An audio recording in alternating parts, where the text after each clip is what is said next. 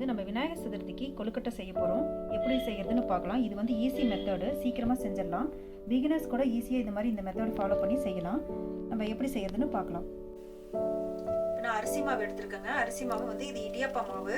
உங்களுக்கு வேணும்னா நீங்கள் கொழுக்கட்டை மாவு கடையில் கூட நீங்கள் வாங்கிக்கலாம், வாங்கிட்டு பண்ணலாம். பிகினர்ஸ் கூட நீங்கள் ட்ரை பண்ணலாம். இடியாப்பா மாவுன்னு சொல்லிட்டு நம்ம வீட்டில் ரெடி பண்ணி வைப்போம் இல்லைங்களா, ஊற வச்சு அரைச்சி நம்ம வேக வைப்போம், இல்லைன்னா வறுத்து வைப்போம். அந்த மாவு தான் இது நான் ரெடி பண்ணி வச்சிருக்கேன். நான் வீட்லேயே அந்த மாவு தான் நான் யூஸ் பண்ண போகிறேன். நீங்கள் உங்களுக்கு வேணும்னா நீங்கள் கொழுக்கட்டை மாவு கூட நீங்கள் கடையில் வாங்கிக்கலாம். நான் இது வந்து 2 கப்பு போட போகிறேன். இது வந்து 1 கப்பு, இது 2வது கப்புங்க. 2 கப்பு மாவு போட்டிருக்கோம் இல்லைங்களா, அதுக்கு நம்ம 4 டம்ளர் தண்ணி ஊற்றணும். 4 கப்பு, 2 கப்புக்கு 4 கப்பு தண்ணி ஊற்ற போறேன்.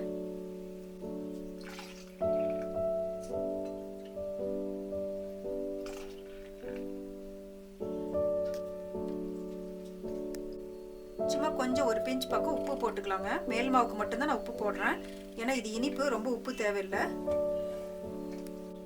1 ஸ்பூன் நல்லெண்ணெய், ஒட்டாம வரணுங்கிறதுக்காக தான் நல்லெண்ணெய். நீங்கள் உங்களுக்கு நல்லெண்ணெய் இல்லைன்னா நீங்கள் ரீஃபண்ட் ஆயில் கூட நீங்கள் யூஸ் பண்ணிக்கலாம்.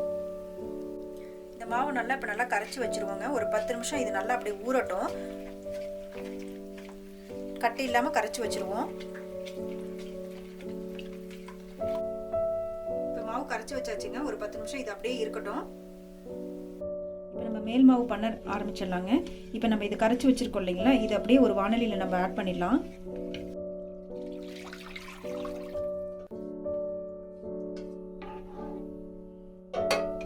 இது நம்ம இப்போ கிண்டிக்கிட்டே இருக்கணும், அடி பிடிக்காமல் நம்ம பார்த்துட்டு கிண்டிக்கிட்டே இருக்கணும்.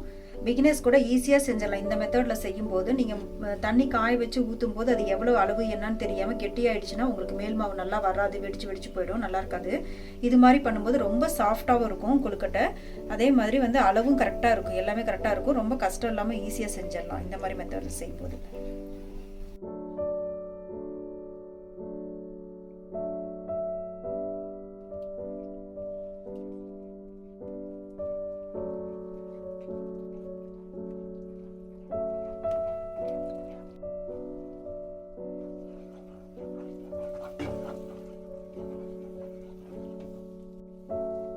இது நல்லா இப்ப கெட்டியாயிடுச்சு மாவு.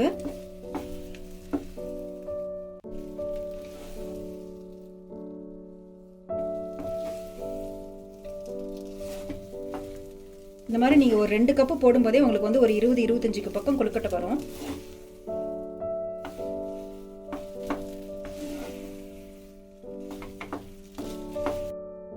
கொழுக்கட்டை மாவு பாருங்க ஒட்டாம நல்லா வந்துருச்சு, வாணலியில ஒட்டவே இல்லை.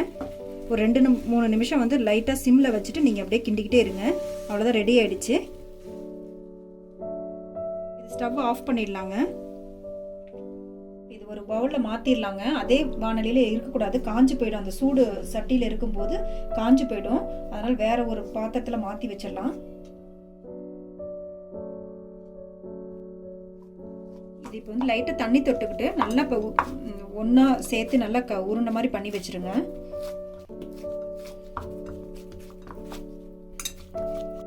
நம்ம தொட்டோம்னா கையில ஒட்டாம இருக்கும். மாவு நல்லா வெந்து சாஃப்டா இருக்கு. இது அப்படியே ஒரு வெள்ளை தண்ணி போட்டு ஒரு 10 அப்படியே மூடி வச்சிருவோம். ஒரு 1/2 மணி நேரம் பக்கம் நல்லா அப்படியே இருக்கட்டும், அந்த சூடு ஆறட்டும். இப்போ நம்ம பூரணம் செய்ய போறோங்க. பூரணத்துக்கு வந்து நம்ம நெய் கொஞ்சம் போட்டுக்கிறேன். நெய் போட்டு தேங்காயை வறுத்துக்கலாம். இப்போ உங்களுக்கு நெய் வேண்டாம் அப்படின்னா நீங்க எண்ணெய் கூட போட்டுக்கலாம். நீங்க நெய் தான் போடணும்னு அவசியம் இல்லை. நெய் போட்டு நல்ல வாசனையா நல்லா இருக்கும், அதுக்காக தான் நான் நெய் போடுறேன். பாருங்க 1 கப்பு நான் தேங்காய் துருவினது எடுத்திருக்கேன். நல்லா பூ மாதிரி துருவி வச்சுக்கோங்க, கட்டி இல்லாம. 1 கப்பு எடுத்துட்டு நெய்யில போட்டு நல்லா வறுத்துக்கலாம்.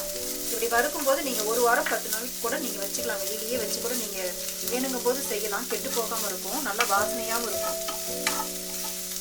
இது ஈஸிங்க, பிகினர்ஸ் கூட செய்யலாம், ரொம்ப கஷ்டம் கிடையாது. இந்த மேல் மாவு பண்றதும் ஈஸி, அதே மாதிரி இந்த பூரணம் பண்ணி பண்றதும் ஈஸி. நீங்க முன்னாடியே விநாயகர் சதுர்த்திக்கு முதல்லையே வந்து நீங்கள் இந்த பூர்ணம் ரெடி பண்ணி வச்சுட்டு அன்னைக்குங்க நீங்கள் வந்து அந்த மேல் மாவு மட்டும் பண்ணிங்கன்னா ரொம்ப ஈஸியாகவும் இருக்கும், வேலை சீக்கிரம் முடியும்.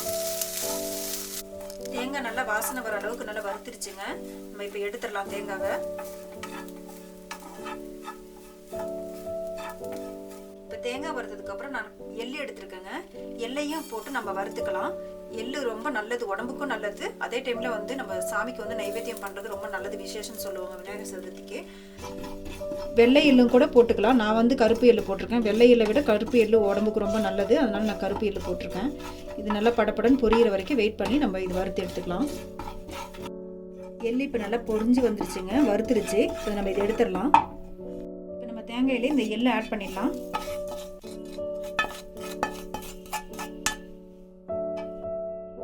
எந்த அளவுக்கு தேங்காய் எடுத்தோமோ அந்த அளவுக்கு வந்து நான் வெள்ளத்தை வந்து நல்லா பொடியாக பண்ணி மிக்சியில் போட்டு நல்லா பொடி பண்ணி எடுத்து வச்சுருக்கேங்க. அந்த மாதிரி நல்லா பொடி பண்ணிக்கோங்க, தூளாக பண்ணி வச்சுக்கோங்க. இதையும் நம்ம இப்போ இதில் ஆட் பண்ணிடலாம். பொட்டுக்கடலை 1 கப் எடுத்து வச்சுருக்கேங்க, அதே அளவு தான். அதையும் இப்போ நம்ம மிக்சியில் போட்டு நல்லா பொடி பண்ணி எடுத்துகிட்டு வந்துடலாம். பொட்டுக்கடலை வந்து நான் பொடி பண்ணிட்டு வந்துட்டேங்க. இதையும் நம்ம இப்போ இதில் ஆட் பண்ணிடலாம்.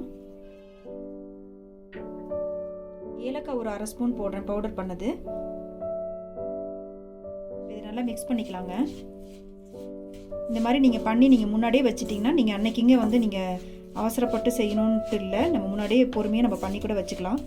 வெளியில் வச்சாலும் 1 வாரம் வரைக்கும் கெட்டு போகாது. ஃப்ரிட்ஜில் வச்சு நீங்கள் ஒரு 20 நாளைக்கு மேலே கூட வச்சுக்கலாம். வச்சுட்டு நீங்கள் எப்போ வேணுமோ நீங்கள் செஞ்சுக்கலாம். இது மாதிரி பூரணம் ரெடி ஆகிடுச்சுங்க. உள்ளே வைக்கிற பூரணம் ரெடி ஆகிடுச்சு. இது இப்போ ஒரு 1/2 மணி நேரம் ஆகிடுச்சுங்க மாவு. இப்போ நல்லா ஆறிடுச்சு. இப்போ நம்ம இது கொழுக்கட்டை செய்ய ஆரம்பிச்சிடலாம். பாருங்கள், மாவு நல்லா சாஃப்டாக நல்லா இருக்குது பண்ணுறதுக்கு. நல்லா பிசைஞ்சிக்குங்க. நல்லா மாவு வந்து ஒன்று சேர்கிற அளவுக்கு நல்லா பிசைஞ்சிக்குங்க மாவை, எல்லா மாவையும் ஒன்றா.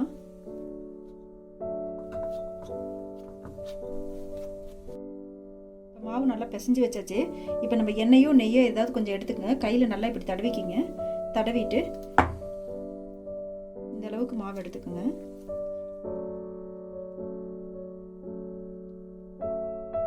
இப்படி கையில் வச்சுட்டு இப்படி கொஞ்சம் ப்ரெஸ் பண்ணிவிட்டு இப்படியே பண்ணுங்கள். உங்களுக்கு ஃபஸ்ட்டில் வந்து இப்படி நீங்கள் ஃபஸ்ட்டு பிகினர்ஸாக இருந்தால் இப்படியே கூட பண்ணலாம்.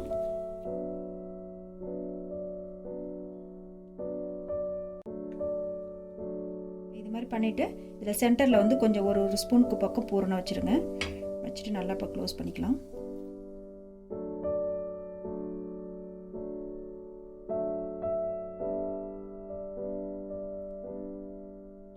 உங்களுக்கு அச்சில் பண்ணிங்கன்னா உங்களுக்கு மேல் மாவு வந்து கொஞ்சம் மொத்தமாக இருக்கிற மாதிரி இருக்கும். நீங்கள் இந்த மாதிரி பண்ணுங்கள். இல்லை உங்களுக்கு இதெல்லாம் வரல அப்படின்னா நீங்கள் அச்சு கூட வச்சு யூஸ் பண்ணலாம், ஒன்றும் பிரச்சனை இல்லை. பாருங்கள்,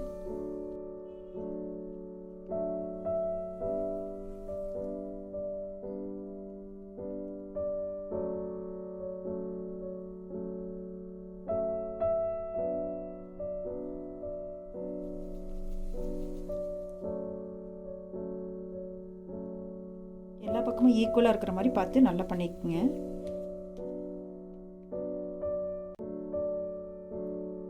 ரொம்ப அதிகமாக வைக்காதீங்க பூரணம், ஓரளவுக்கு வச்சுக்கோங்க. உள்ள ரொம்ப கம்மியாக இருந்தாலும் டேஸ்ட் கம்மியாக இருக்கும். கரெக்டாக வச்சுட்டு மூடுங்க. இல்லைன்னா ரொம்ப அதிகமாக வச்சுட்டிங்கன்னா மூட முடியாது, அப்புறம் மாவு வெளியில் வர ஆரம்பிக்கும். அதுக்காக தான் பாருங்கள், இந்த மாதிரி நம்ம எல்லாம் பண்ணி வச்சிடலாம்.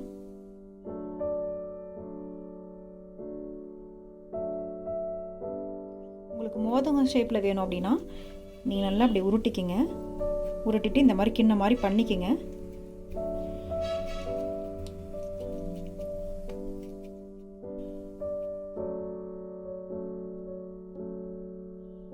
கிண்ண மாதிரி பண்ணிவிட்டு பூரணம் நம்ம உள்ளே வச்சிடலாம். வச்சுட்டு இங்கே பாருங்கள், இப்படியே க்ளோஸ் பண்ணிவிட்டு ஒரு மூட்டை மாதிரி பண்ணிடுவோம். அவ்வளோதான்.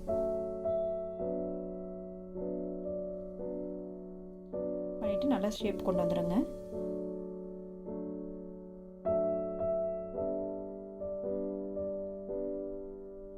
இது மோதகம் ஷேப்பு.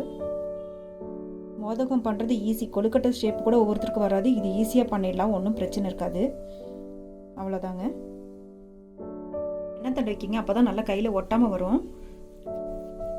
உங்களுக்கு சும்மா வரவே இல்லை, எனக்கு எதுவுமே வரல, எனக்கு ஷேப்பே வரல அப்படின்னா சும்மா இப்படி நீங்கள் அந்த மாதிரி பண்ணிவிட்டு நல்லா அகலமாக பண்ணிவிட்டு, இல்லைன்னா சப்பாத்தி கட்டையில் கூட வச்சு தேய்ச்சிக்கலாம். தேய்ச்சிட்டு கூட இந்த மாதிரி பண்ணிவிட்டு நல்லா உள்ள பூரணத்தை வச்சுட்டு நல்லா இப்படி க்ளோஸ் பண்ணி உருண்டை மாதிரி கூட பண்ணிவிடுங்க.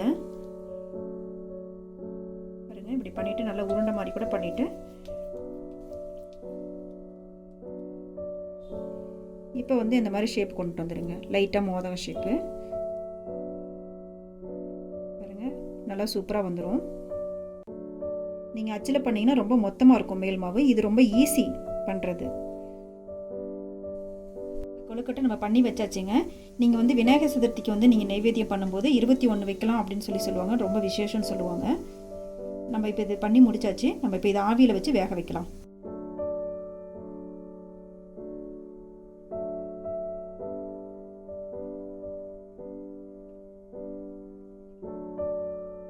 ஒரு 5 நிமிஷம் இருந்தால் போதும், வெந்துடும், சீக்கிரம் வெந்துடும். வேகட்டும். இது நம்ம இப்போ மூடி வச்சிடலாம்.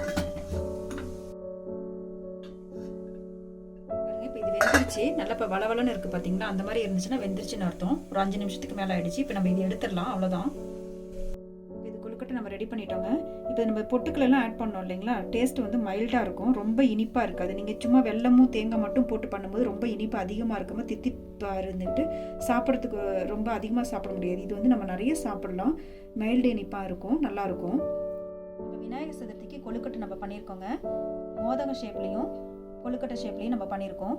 இது வந்து ரொம்ப நல்லா இருக்கும், ஈஸியாகவும் இருக்கும், ஈஸியாக செஞ்சிடலாம். இது மாதிரி முன்னாடியும் ஒரு வீடியோ இருக்குது, விநாயகர் சதுர்த்திக்கு செஞ்ச வீடியோவும் இருக்குது, அதையும் பாருங்கள்.